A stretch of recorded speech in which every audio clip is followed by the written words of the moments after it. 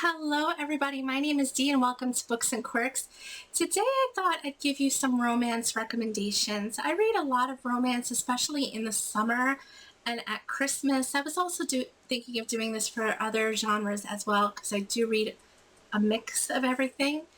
But I thought I'd give you some of my favorite romances to see if maybe you want to give it a shot.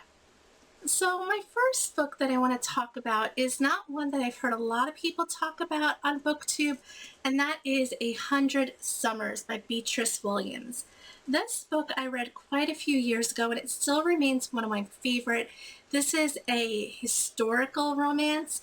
It takes place down the shore on the beach in 1938, Memorial Day 1938. It follows a New York socialite as she's spending her summer down the shore, and she soon finds out that her former fiance, who married her best friend, is there, and drama ensues. Somebody else comes into the picture as well, who is the romantic interest. But this is so much more than a romance, I think. The romance is, of course, very good, very swoon-worthy, but there's also so much drama, political drama and family drama and, intrigue and, that whole kind of ritzy socialite scene as well. And I really loved it, and I wish more people talked about it or gave it a shot, or maybe a lot of people have read it, but they just don't talk about it on BookTube. This was a bestseller, and it's blurbed by Elin Hildebrand, so if you like her, you may like this book. It was just so good, and I need to reread it actually, because it just was really, really good. It takes place off the New England coast, I think. That's where it is. I think that's where it takes place, the New England coast, the New England beach. So yeah, I definitely recommend this book. It's just really well written and really a fun and perfect, I think, summer read, even though summer's coming to a close. And I actually think I read this in the fall, not the summer. So and I enjoyed it just the same. So this was actually recommended by a friend of a friend who I met at a party. And I don't know, we started talking about books or something like that. And she's like, oh my gosh, have you read this book? It's so wonderful. And she was a reader as well.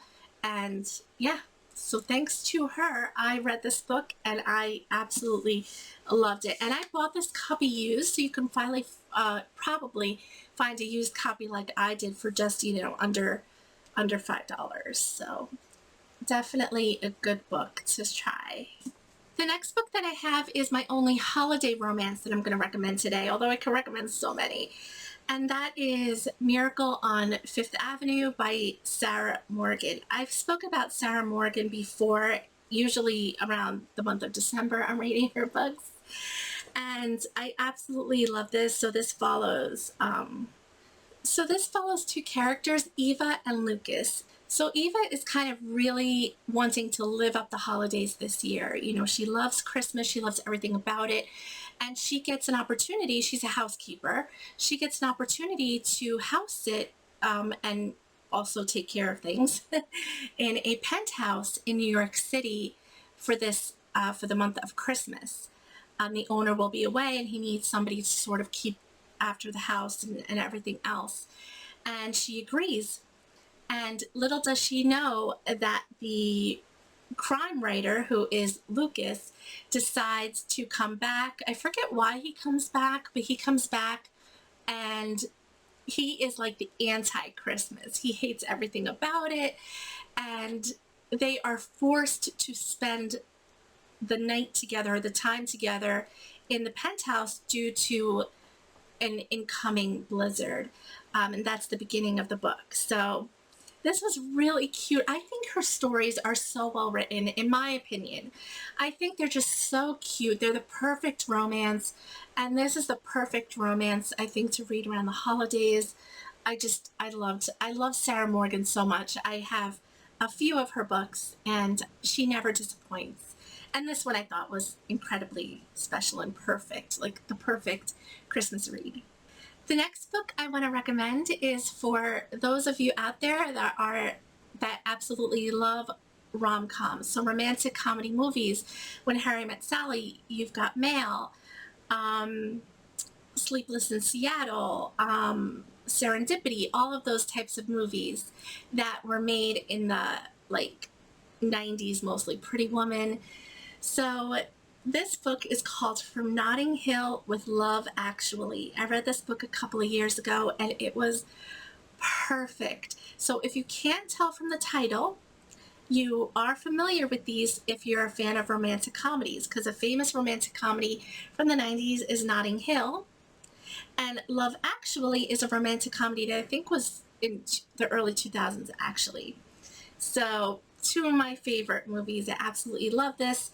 Love Actually is with Hugh Grant, um, Emma Thompson, a bunch of well known actors. Notting Hill is with Julia Roberts and Hugh Grant, and just so wonderful. So this follows Scarlett O'Brien. She is a forever romantic, and she decides to take a trip to Notting Hill because that is, the place of one of her favorite movies, Notting Hill. And she decides to sort of live up life there and hopefully find her own romantic comedy. She's very much a hopeless romantic, and it just goes from there. She does meet her next door neighbor, and she finds herself, going around Notting Hill, even taking trips to other nearby places. So it says, leaving behind her skeptical friends, family, and fiance, Scarlett heads to London and finds herself thrust into the lead role of her own very romantic comedy. So, yes, I definitely recommend this. The next book that I have is a Colleen Hoover book, and this is my favorite by her, and that is Maybe Someday, sorry. Maybe Someday by Colleen Hoover. I thought this was such a good book because I had never read a romance with a deaf character before, with a deaf lead character before. So this follows Sydney. She is rooming. She's a young woman. She's 22 at the time. She's rooming with her best friend, and she soon is captivated by a stranger who she hears playing the guitar, across from the other balcony. And because she's sitting at her balcony one day drinking coffee, and I think that's when she hears him, and he smiles at her. I mean, it's a very innocent, flirty thing. Nothing, you think that nothing's going to come of it, or the characters think that nothing's going to come of it, except there's this attractive person across the way on the other balcony, smiling at them, and he realizes that she heard him playing the guitar. And little does she know that their paths will cross again, and he turns out to be deaf, and she starts to learn sign language. I just thought this was such a unique book.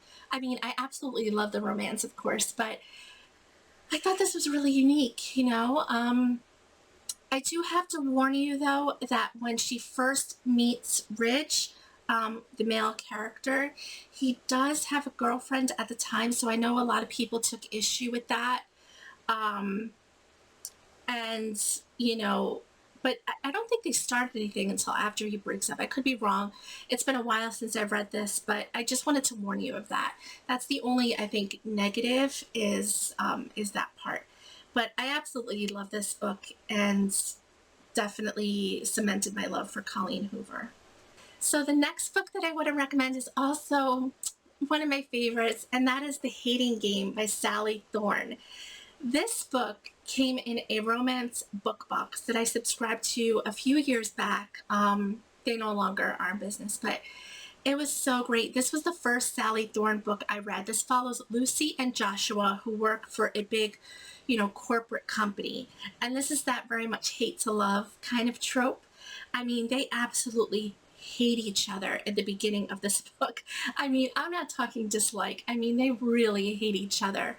And I mean, they have no problems displaying their feelings through a series of ritualistic passive aggressive maneuvers, because they sit across from each other. It's these two companies. Basically, they work for this corporate. They each worked for a separate corporate company, and these companies merged.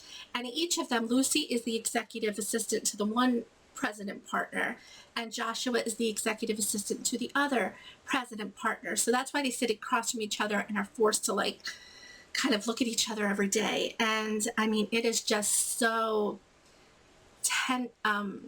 there's so much tension at the beginning of the book, and not sexual either. At least I don't think so. But they soon are forced to spend time together, and as the book progresses, they start to learn about more about each other, and then start to develop feelings. So I just think that this book was so much fun and so great. You know, I do like the hate to love kind of thing. And I definitely recommend this book. So I hope you enjoyed that. Those are my 5 recommendations. I mean, I can make so many recommendations. And like I said, I may do more of these in the future, even other genres, not just romance.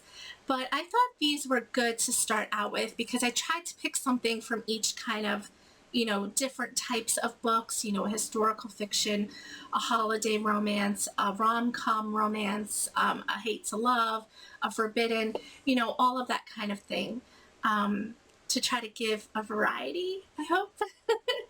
But anyway, let me know if you've read any of these. Let me know what you think about them. Let me know if you're interested in any of them.